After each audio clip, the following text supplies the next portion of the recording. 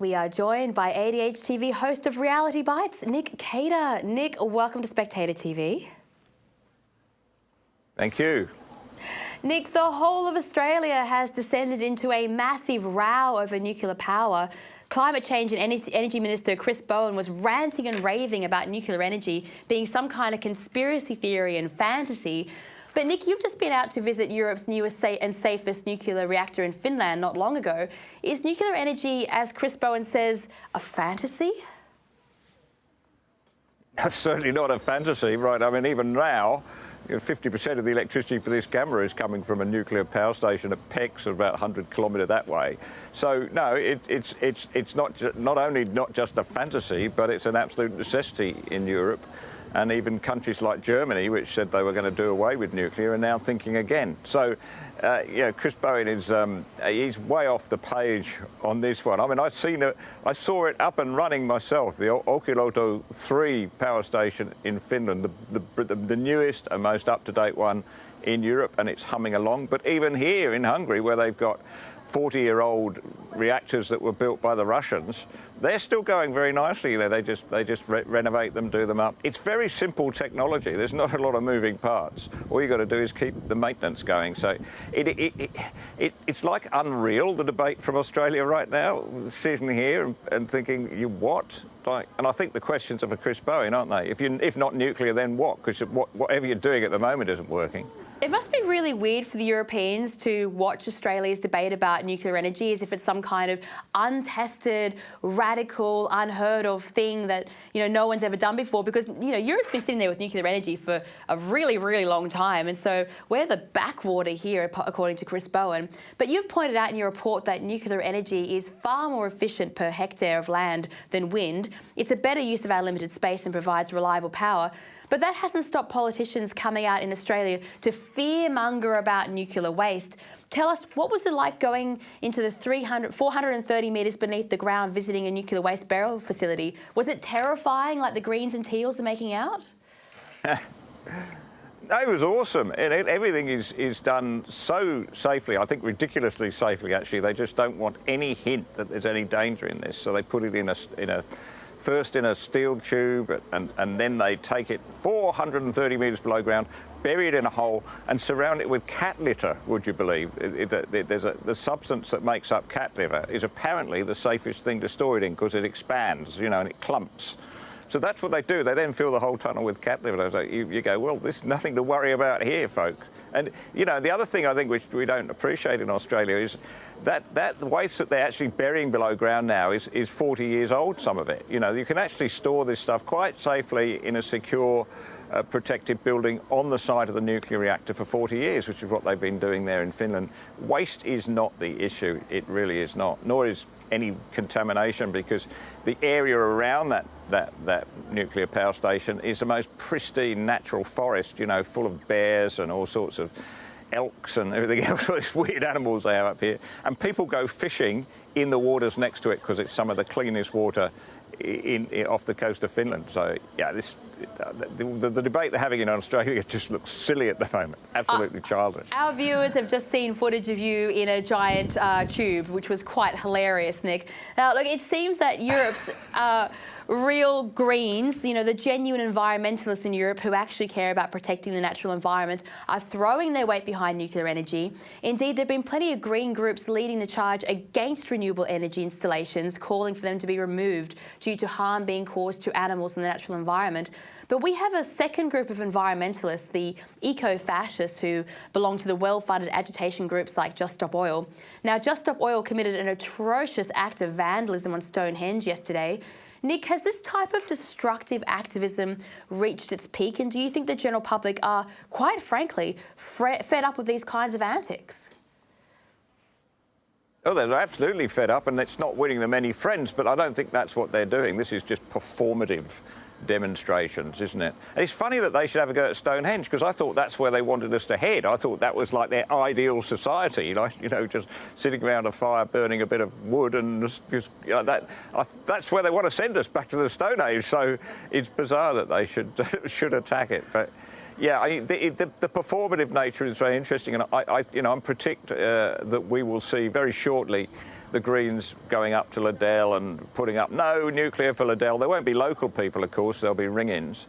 But there's not been a hint of any Green protest up in the Upper Burdekin where, Tanya Plibersek approved disastrously approved a wind farm this week, one of Twiggy Forest Sinderas, right in the middle of pristine, northern tropical forest. It's just absurd that you haven't seen a single greenie up there protesting about the koalas up there. So they're entirely ideologically driven. And the difference here, of course, is they've had to get real because they've got to keep the lights on. Well, I noticed that neither UK Labor or the Tories are running an election campaign based on climate change. Both seem to be aware that the public patience is running pretty thin when it comes to green taxes and rising energy costs.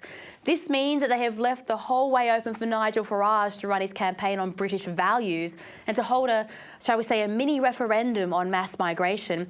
Nick, do you think that the Tory party's previous obsession with renewable energy and all things that are green has eroded the Conservative base and that they are paying for it in this election cycle? Yeah, well, it's definitely part of it, but mainly because it feeds through to energy prices. But, you're right, nuclear is not an issue in Britain. Both parties want it. In fact, the Labour are campaigning on the basis that they're going to do more nuclear than the Conservatives. So, they don't know where that fits with Chris Bowen's obsession. And, interestingly, there's one seat of Hartlepool, which will be hotly contested. And the big issue there is keep the nuclear power station open. So it's, I think once again it shows that Chris Bowen is way out of touch. I mean, it's not a Labour thing, right? It's not a party political thing here. It's not in Canada. You've got a Labour government there which is moving ahead with some of the first small modular reactors. So, he's just way out of step with the rest of the world. I mean, maybe he's right and the whole of the rest of the world is getting this wrong, but somehow I don't think so. Look, Nick, next time you go globe trekking around Europe, can you please take Chris Bowen with you? Just so that he can visit the nuclear power plants when you go, because he clearly needs a bit of an education. I mean, as one of our energy experts pointed out on the show last week, our Lucas Heights facility, even though it's not a nuclear power plant producing power, it's one of the most complicated reactors, in the world, and yet we managed to do that on time and on budget. But Nick, is Australia having an energy revolution right now, whether Albanese wants to or not? Because given what you've seen in Europe, do you think Dutton's open attack on the renewable energy industry is going to win him an election if he can just find the courage to keep going forward with it? Yeah, the problem with this, of course, is that rooftop solar. I mean, lots of people have got rooftop solar, and they're saving money through having rooftop solar or getting money back. So politically, you don't want to be seen to be attacking rooftop solar, even though that's, it's not really helping that much into the grid. But, I do think that both, Labour, the Liberals have been very slow to come to this point, but now they have, I think, driven by the Nationals, because we can see what's happening around the country with the destruction of farmland and natural wildlife to put up these huge wind farms and solar plants.